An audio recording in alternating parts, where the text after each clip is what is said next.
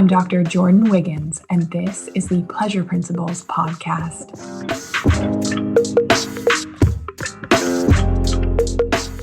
Join me on this journey where sex, science, and sensuality meet. Let's change the conversation around sex and pleasure together.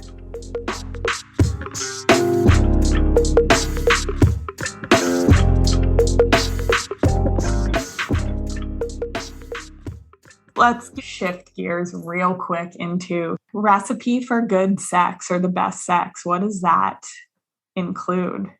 Oh, you know, I got a few concoctions in my kitchen. I know. Let's Master make Chef. this one juicy. Let's make this Master juicy. Chef Kasey.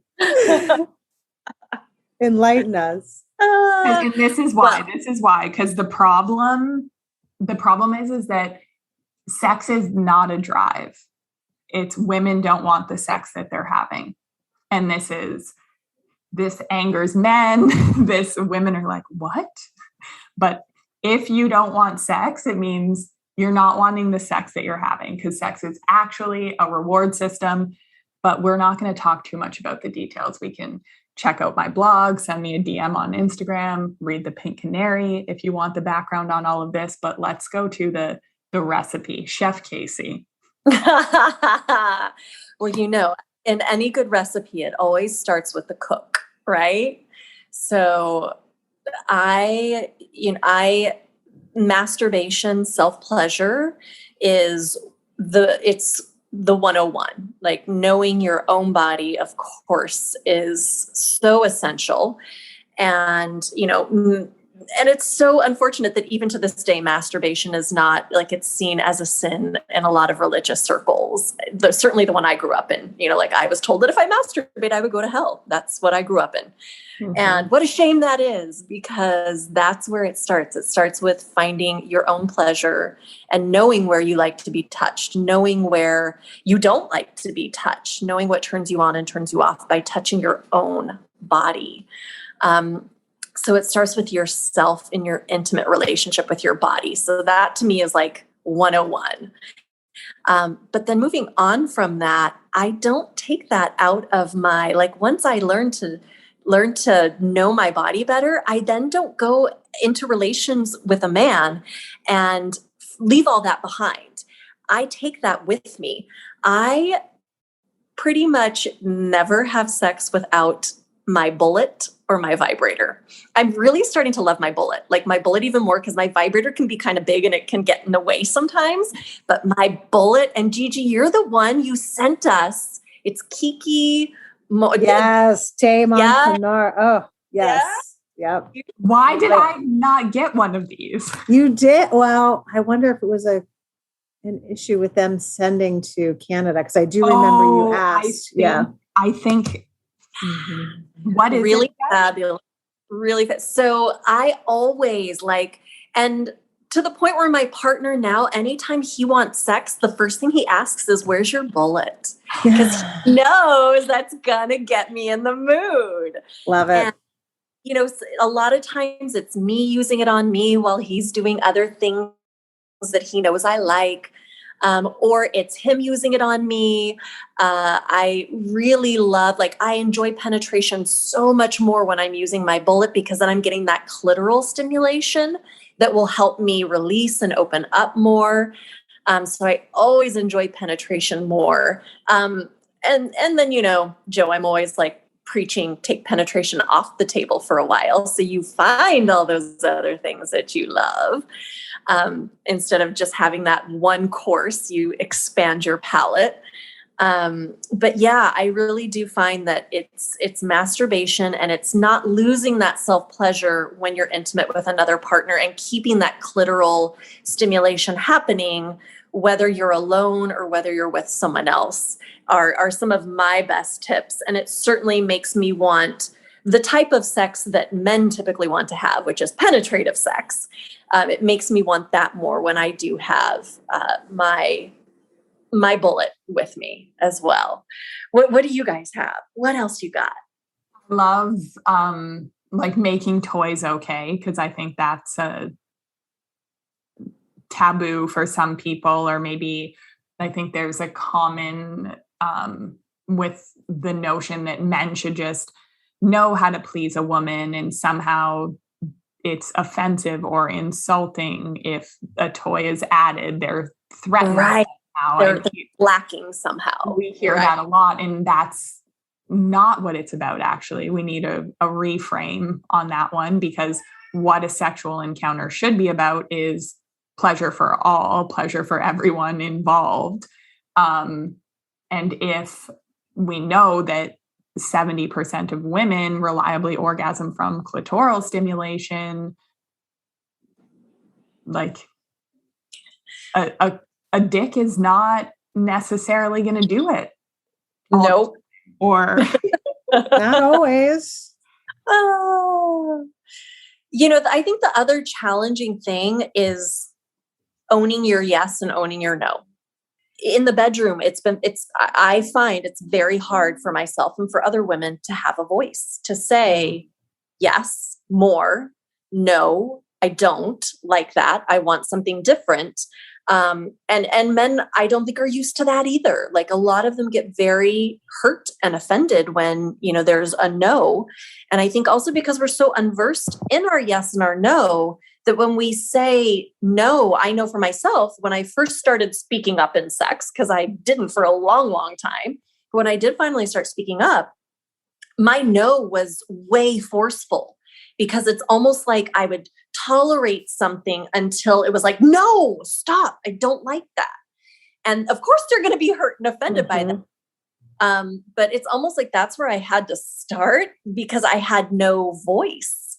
So that pendulum swung all the way to almost an aggressive no versus a helpful no. I feel like that's any time we're setting boundaries or learning what our yes and our no is. It's sometimes we set a boundary and it's this really, really big, firm, impenetrable wall, or like a big no. And then once we learn to trust ourselves, to trust our own yes and no, to learn that our partner trusts and respects our yes and no, then we don't need to be so firm with the boundaries necessarily. And the exploration can start a little more. And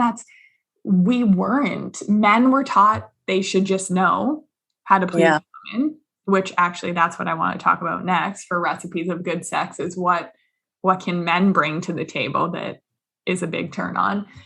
And we were taught to like not want it, and no, I don't want sex. Sex is dirty. I'm a good girl. But then so we men were taught to just know, and our yes and no was taken away from us because good girls don't want sex. So that's why we have to teach it in pleasure principles.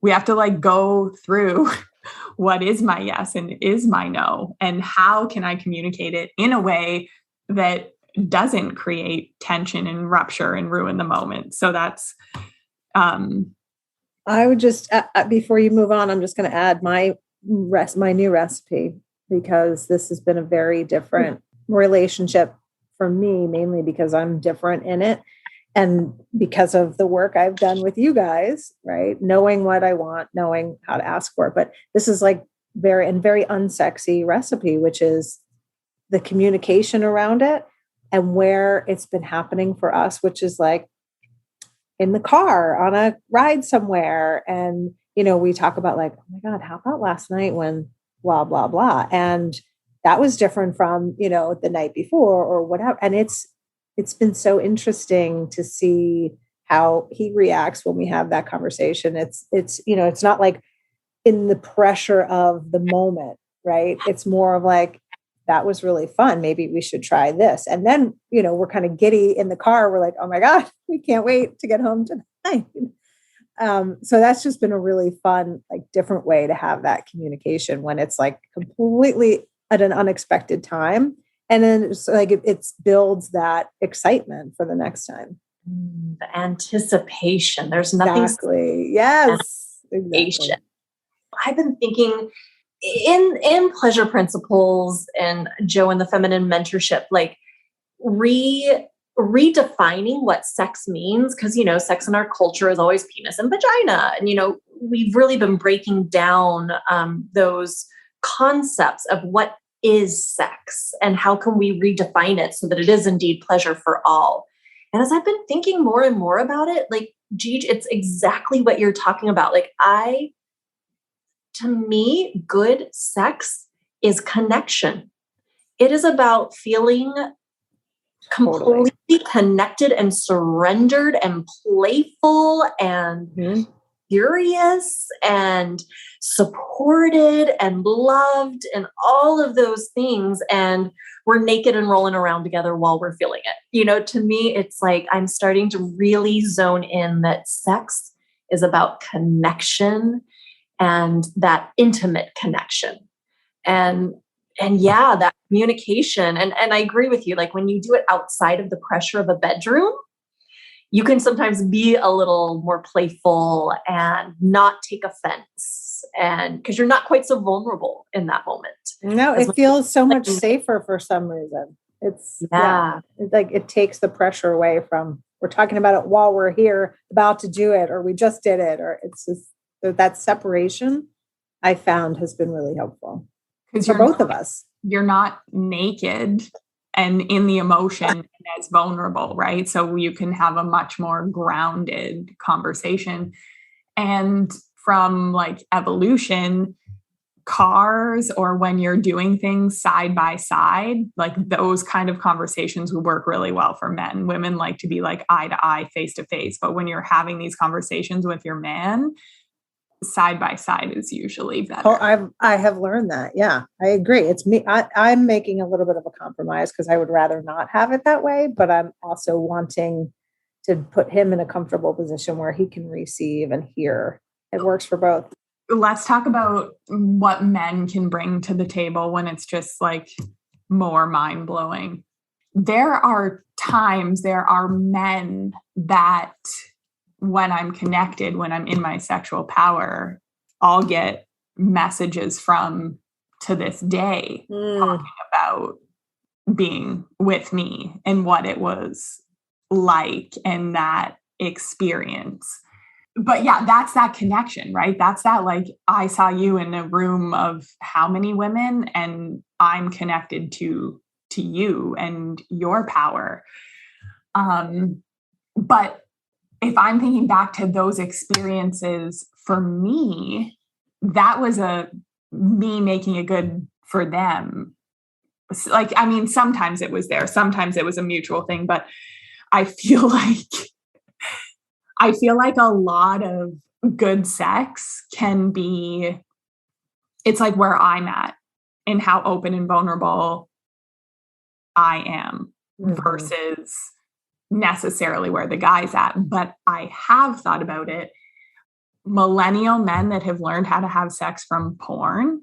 Have you had the fortunate experience of that one? Thankfully, no. Yeah. I have, and my headboard hated me for it. Yeah. So that's a no. But the presence, like, there's a presence for me and a like connectedness to that moment, into my opening, to be there to like fully receive that. And that's what I'm realizing is kind of the recipe for me. So it's sex for connection, it's sex for intimacy. It's sex knowing that when I am broken open to a different level, whatever that is, that I'm comfortable enough in myself. I'm comfortable enough in my partner who is there and present, that like, we put it back together, like good, bad, whatever comes out, emotion wise is what makes the difference for me. So I guess it's, trust, presence, connection. And that's like, it's the moment to moment thing, right? Because if I think of when I've really, because we know being able to relax and feel safe is paramount for women to really experience pleasure. and like to feel places on my body, to feel the pleasure there in ways that I've never felt it before, like my cervix or areas of my vagina or other areas of my body, to feel that amount of pleasure. It's him reacting to me in the moment and staying connected. Because then if we're out of connection or disconnected or something doesn't feel good, it's the getting back to the connection. Or just performing, or like it being about the thrusting or how he's performing or looking versus how your body's responding and him being present with you. I agree, Joe. For me, I think most of what the man can do for my libido, essentially, most of it happens outside the bedroom before we even get to the bedroom. It's, supporting me in my everyday life. It's saying, hey, I'm going to take the kids so you can get a break. It's, cleaning up and helping out with something just so I can relax more. It's really taking care of me in life. And then I like to reciprocate that in the bedroom. So I think it's just all of those small moments of my partner showing me that he cares about me and loves me and wants to be a helpmate to me. And that certainly opens me up more to intimacy with him. And then I think in the bedroom, it's that openness. It's that presence. It's being able to laugh together. Like Chris and I laugh so much when we're having sex. Because we're really us. Like we're not performing. He's not trying to be my ideal. I'm not trying to be his ideal. We're both focused on my pleasure. I think that's also a key there. We're both focused on my pleasure. And trust me, he gets plenty of pleasure too. But in being focused on my pleasure, if we hit a bump, we laugh about it. Or like this one time we were having sex and he was making the funniest face. And at first I was looking at him and I was like, okay, I'll just ignore it and we'll just keep going. And then finally I was like, I can't ignore it anymore. So I just I stopped him like, your face. And he's like, he realized the face he's making. He's like, oh my, we just died laughing. We had the best time. And then like that broke down. It just having those real moments breaks down any falseness, any pretense that you bring to the intimacy, and does allow you to truly be more intimate. And now sometimes Chris and I even will just make that face to each other to make each other laugh. Like we'll just be out in public and I'll make the face and he'll be like, oh my God, that was hilarious. What's the face? I know, right? It was hilarious. He was just like jaw open, like, it almost looked like he wanted me to like spit in his mouth or something, which he probably did, knowing him.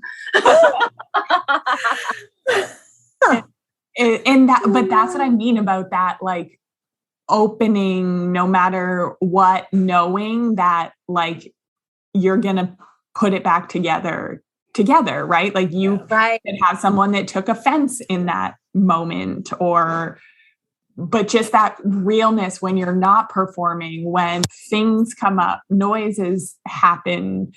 So you have to feel safe to get there. Yes. It's the work that it takes to get to that place. Yeah. And the willingness to be the first one to be vulnerable and then giving them permission to come back with that same vulnerability. Yeah. Yeah, I think so for sure. Yeah. Because it sucks for men that they're in the position where they need to know all and be all in the bedroom. Like that's so unfair because every woman's body is different. Of course, they're not going to know what I like because they've never met my vulva before. They've never met my breasts before. It's a whole new learning curve for them. And the expectation is that they're supposed to know how to navigate my body without ever speaking to me about it. and it's unfair for both of us, but it's a huge expectation to put on a partner. You've seen one vulva, you've seen one vulva. Exactly. And for things, we need to know that it's fluid throughout life. When we talk about this all the time in the Pleasure Collective, if what turned you on at 20 is not going to be what turns you on at 35 after 2 kids, and not going to be what turns you on at 55. It's different. And the ever evolving dynamic outside of the bedroom, where there's trust, where there's communication, so that when we are in the bedroom, we can relax, drop in, be open. We're not in our heads thinking, oh, I need to do this laundry and pick this up on the way to the dentist and send this email, that we have that support, that connection.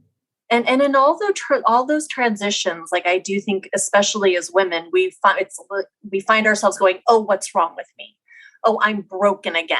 Or I thought I fixed it, but I didn't, versus looking at it holistically and saying life is constantly evolving and changing. And so is my libido. So where is it now? What does it need right now? And I don't think that's as prevalent for men. Like, I think men have a pretty consistent libido reaction, not to say that there's not variations as well, but I think they have a much more reliable, consistent libido reaction with that responsive or spontaneous desire versus our responsive desire as women. And just what we've been taught sex is right. Penis and vagina orgasm. Like, that's what we've been taught sex is, and that's what works for most men. So just they are in their rightness just by being, where we feel wrong and have to kind of find our own way, when really, if we were just given the right script from the beginning, we wouldn't be in this mess. And culturally, and Joe, you talk about this a lot, like, as we do mature and grow and take on more responsibilities in life, like, as women, we tend to do more of the invisible work.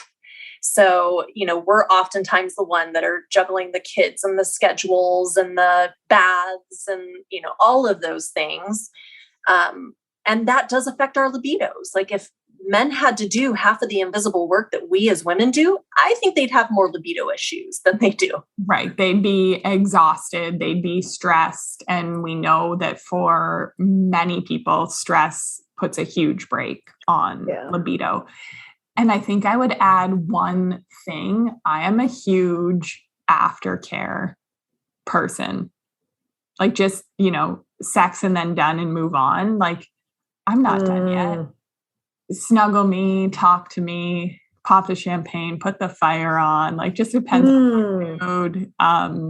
But there's something after. Like, if I could not be with a rollover and go to sleep, man. And, realistically, sometimes there's cleanup or whatever, but and I think I've just had a fortunate experience for all the men that I've been with, there's the connection afterward in whatever way it is. But that's super important to me. And sometimes if new things are tried, or there is a trauma history, or if there was a boundary breach or aggression, or, maybe someone's feeling vulnerable. And if you are opening and you are connecting on that deeper level, it is vulnerable. And there needs to be, to me, some type of closure or grounding after. And that'll help build on the next time too. That's good. And I'm definitely, not that Chris is a rollover and fall asleep, but Chris is usually sleep deprived. So he's like, he does typically fall asleep pretty shortly after. But, and I also think sometimes we're trying to sneak it in, and then at the end we're like, okay, let's clean up and go see how Luca's doing, see how our son is doing. And I do think that that's something that I could totally work on.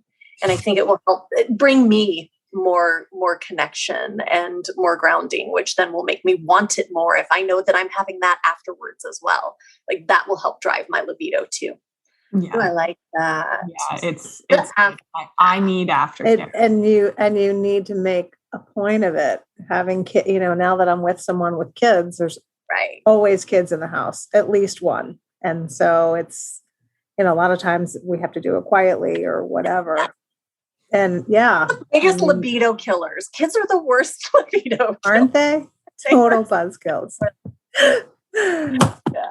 But I think you'd have to be thoughtful about it. For sure. And if making sure, that you're not just like, okay, and then we clean up and we're done and we go to bed. Yeah. Oh, that never happened. That's it. Right. I think that I just want some presence, some witnessing, some reverence for what we just did. Oh, I love those. I love all of that. Witnessing and reverence. I love it is that. Some holy shit. We have experienced the portal to the divine. Yeah. You're welcome. You were just in the portal to the divine, so you can revere me. Just touched God. You are welcome. All right. Well, I think that touches it.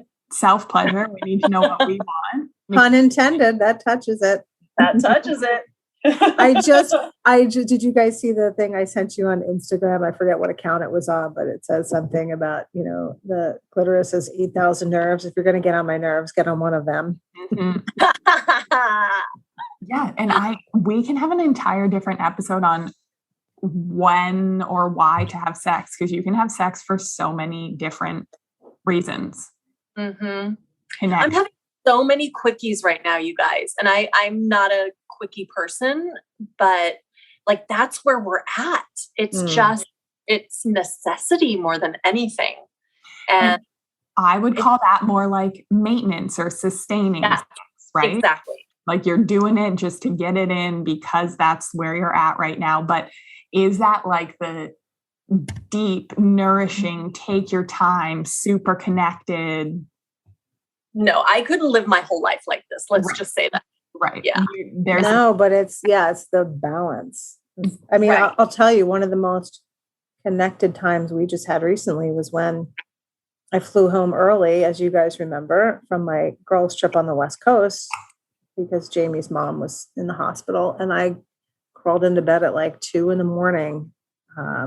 Because of the travel back. And half an hour after I got into bed, he woke up, and it was one of the most connected times we've ever had. It was, and it was we didn't speak one word. It was super intense. So to have that imbalance with what you're talking about too, Case, it's great to have both and necessary to have both. And you didn't speak a word in that moment, but you moved mountains to get on a flight, rearrange your trip and you were getting into bed, and it was I am here for you. I see you. And that was that. I'm assuming and putting. No, you are spot on. That's what I got. That's the unspoken words I got from him was thank you. I appreciate you. I love you. I know what you did to be here. Yeah. 100%. Yeah. Sex is support. Sex is making up. Sex is feeling alive. Sex is needing comfort. Sex is stress relief. There's so many different roles it can play, and it doesn't always have to be that deep connected take 2 hours. Balance it with the quick, fun, playful, laughing. Yeah. And it's all okay. It's all okay. Have a great week, everybody.